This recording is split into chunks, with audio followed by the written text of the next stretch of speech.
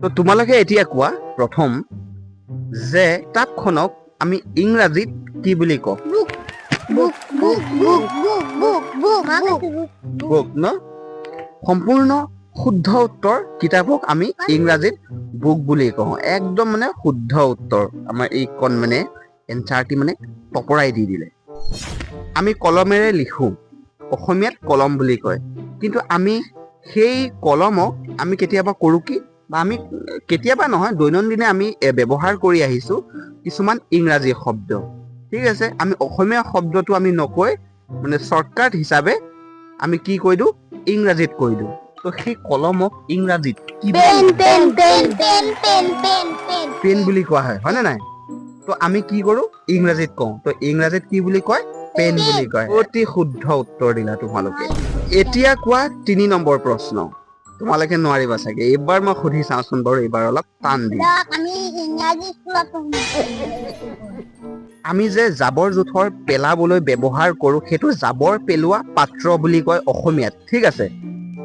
কিন্তু সেইটো ইংৰাজী, তো সেই বস্তুটোক ইংৰাজীত কি বুলি কয়? অকে ডাষ্টবিন, ঠিক আছে। ডাষ্টবিন মানে জাবৰ পেলোৱা পাত্ৰ। মানে মই মাইকটো এইফালে ঘূৰাবলৈ পৰা নাই, মানে কি সাপ পিটি আছে। হয়, মানে সাপ পিটি আছে যে কেতিয়া আনচাৰটি দিব। হয়, ডাষ্টবিন হয়। সম্পূৰ্ণ শুদ্ধ উত্তৰ দিলা তোমালোকে। ঠিক আছে, আমাৰ ঘৰৰ যে আমি খিৰিকী বুলি কওঁ, হয়নে নাই? তো সেই খিৰিকীখনক ইংৰাজীত কি বুলি কোৱা হয়? খিৰিকী। এইটো কিবা আছিল, পাৰিবা? পেটত আছে মুখত নাই। পেটত আছে মুখত নাই। পেটৰ পৰা ওলাই দিয়া আকৌ। খিৰিকীখনক, আমাৰ ঘৰৰ খিৰিকীখনক আমি ৰাতিপুৱা হ'লে বা গধূলি আমি জপাই থওঁ, ৰাতিপুৱা হ'লে খোলো, বতাহ আহে কি সুন্দৰকে, ঠিক আছে? তো সেই খিৰিকীখনক কি বুলি কোৱা হয়? কিবা এটা আছিলে, কি জানো, পেটত আছে। জপালা।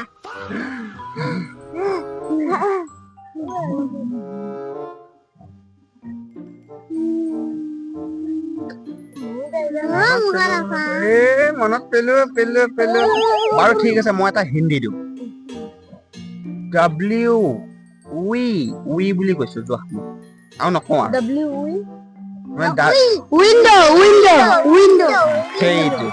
সেইটোৱে কিন্তু মইতো উই বুলি ডাব্লিউৰে হয়, উই বুলি মই কৈ দিছো। উইণ্ড মানে কি? খিৰিকী। এইবাৰ তোমালোকে কোৱা, এইবাৰ পঞ্চম প্ৰশ্ন, হয়নে? 5 নম্বৰ প্ৰশ্ন। আমি যে কৰবালৈ গ'লে আমি ঘৰত যে তলা মাৰি থৈ যাওঁ, শুনিবা, মই কোৱা পিছতহে আনচাৰ কি ক'বা। তো সেই তলাৰ সেই চাবিটোক যে আমি সেই চাবিটোক চাবি বুলিয়ে কওঁ, হয়নে?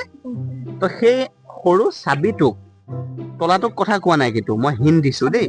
তো সেই চাবিটোক ইংৰাজীত কি বুলি কোৱা হয়? মই কৈ দিলো আনচাৰটো কি। তো ঠিক আছে, তো সেই চাবিটোক ইংৰাজীত কি বুলি কোৱা হয়?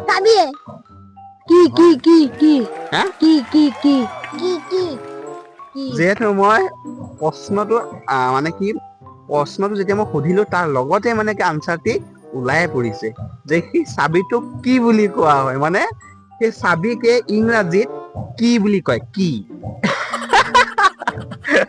মই মুখেৰে কৈ দিলো, হয়নে নাই? সেই চাবিটোক ইংৰাজীত কি বুলি কোৱা হয়, মানে অথচ কি নাম হৈছে কি মানে চাবি। সম্পূৰ্ণ শুদ্ধ উত্তৰ।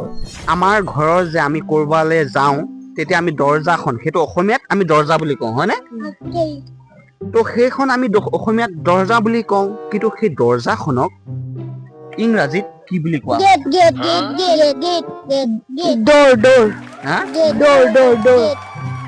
গেট নহয়, সেই দৰ্জাখনক আমি ডোৰ বুলি কওঁ, ইংৰাজীত ডোৰ। সম্পূৰ্ণ শুদ্ধ উত্তৰ হয়। ইংৰাজীত আমি আমাৰ দৰ্জাখনক আমি দৰ্জা বুলি কওঁ যে অসমীয়াত, কিন্তু সেই দৰ্জাখন হৈছে ডোৰ। সম্পূৰ্ণ শুদ্ধ উত্তৰ। তোমালোকে কোৱা 6 নম্বৰ প্ৰশ্ন, মেথছ বক্স। কিন্তু অসমীয়াত কি বুলি কয়? এইবাৰ মই অসমীয়াত ধৰিছো, অসমীয়াত কি বুলি কওঁ? ইংৰাজীত আমি শব্দ কিছুমান ব্যৱহাৰ কৰো, কিন্তু অসমীয়াত আমি নকওঁ। কিন্তু সেইটো অসমীয়াত কি হয়? মেচ বক্স তো সেই মেচ বক্সটোক অসমীয়াত কি বুলি কোৱা হয় মেচৰ বাকচ দিয়া চলাই মইতো দি আছিলো তুমি দিয়া চলাই মানে কি মেচ বক্স তো চাবোনক ইংৰাজীত কি বুলি কয় চাবোনক মানে চাবোনক ইংৰাজীত কি বুলি কয়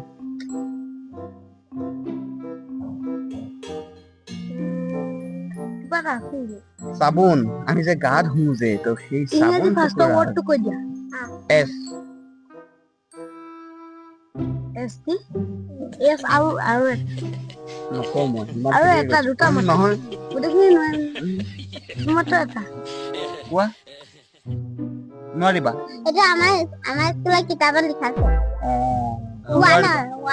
নহয় যদি নোৱাৰো বুলি কোৱা পাৰিম মেহনত কৰি চাওঁ মেহনত কৰি চাব বুলি নহয় তো সেই চাবোনক ইংৰাজীত কি বুলি কয় চাই থকা আমাৰ কণমানি কেইটাই ক'ব মই প্ৰথম আখৰটো কৈ দিছো এছ হয় ঠিক আছে তো মই নকওঁ আমাৰ চাই থকা দৰ্শকৰ লগতে চাই থকা কণমানি কেইটাই ক'ব এইবাৰ তোমালোকে মনোযোগেৰে শুনিবা যে আমি কেতিয়াবা ব্যৱহাৰ কৰো বাৰ্থডে সময়তো ব্যৱহাৰ কৰা হয় তো সেই মমবাতি তো সেই মমবাতিটো ইংৰাজীত কি বুলি কোৱা হয় কেণ্ডেল কেণ্ডেল কেণ্ডেল বুলি কোৱা হয় পাছফিলৰ পৰা কৈ আছে মানে কৈ দিলে যিহেতু কেণ্ডেল বুলি কোৱা হয় ঠিক আছে সম্পূৰ্ণ শুদ্ধ উত্তৰ সেইটো কেণ্ডেল বুলি কোৱা হয় তো এইবাৰ তোমালোকে কোৱা যে 9 নম্বৰ প্ৰশ্ন ঠিক আছে তো আমি যে ৰাতি শুবলৈ ব্যৱহাৰ কৰো সেইটো গাৰু বা বালিচ ঠিক আছে তো সেই গাৰু বা বালিচক ইংৰাজীত কি বুলি কোৱা হয় বেলুন বেলুন চব পায়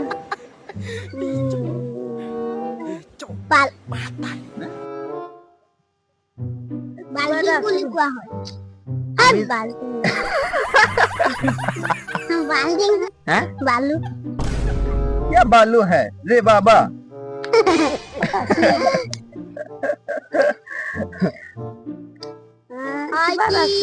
বালিচক তো মই কৈ দিছো তো সেইটো কোৱা হয় পিলো পিলো আমি যে কয় পিলো কভাৰ মানে বালিচৰ কভাৰ কিন্তু মই সুধিছো যে বালিচটোক ঠিক আছে বালিচটোক পিলো বুলি কোৱা হয় এবাৰ 10 নম্বৰ প্ৰশ্ন আমি যে চুলি আঁচুৰিবলৈ ব্যৱহাৰ কৰো ফণী অসমীয়াত আমি কি বুলি কওঁ ফণী বুলি কওঁ কিন্তু সেই ফণীক ইংৰাজীত কি বুলি কোৱা হয় কি বুলি কোৱা হয় কোৱা ফণীক ইংৰাজীত কি বুলি কোৱা হয় সেই ফণীখনক ইংৰাজীত মই নকওঁ এইটো শেষৰ প্ৰশ্ন হয় যিহেতু চি প্ৰথম আখৰটো হৈছে চি ক মই হিন্ট দিছো তো ঠিক আছে এই প্ৰশ্নৰ উত্তৰটো আমাৰ চাই থকা দৰ্শকসকলে দিব বা কণমানি কেইটাই দিব যিহেতু মই চি বুলি কৈ দিলো ক হয় প্ৰথম আখৰটো ঠিক আছে ফণীক ইংৰাজীত কি বুলি কোৱা হয় তো আজিলৈ ইমানেই যিহেতু আমি দৈনন্দিন ব্যৱহাৰ কৰি আহিছো কিছুমান শব্দ ঠিক আছে শব্দ সেই কিছুমান শব্দ আমি অসমীয়াত নকৈ ইংৰাজীত কওঁ তো অসমীয়াতনো কি হয় তাৰ বিষয়ে এই কণমানি কেইটাৰ লগত আজি আলোচনা কৰিলো বা আপোনালোকক ভিডিঅ' মাধ্যমেৰে আপোনালোকৰ আগলৈ আগবঢ়ালো ঠিক আছে তো এনেধৰণৰ ভিডিঅ'সমূহ আপোনালোকে প্ৰত্যেকে চাই থাকিব বুলি আশা ৰাখিলো আৰু এনেধৰণৰ ভিডিঅ'সমূহ আপোনালোকে চাব তেতিয়াহে পাৰিব যেতিয়া আপোনালোকে এই চেনেলটো কি কৰিব সাবস্ক্ৰাইব কৰিব ঠিক আছে ইউটিউব চেনেলটো যেতিয়া সাবস্ক্ৰাইব কৰিব তেতিয়াহে আপোনালোকৰ এনেধৰণৰ ভিডিঅ'সমূহ নটিফিকেশ্যন যাব ঠিক আছে আৰু যিসকলে ফেচবুকত চাইছে ফেচবুক পেজটি কি কৰিব লাগিব ফলো কৰিব লাগিব তো আজিলৈ ইমানে আজিলৈ বাই বাই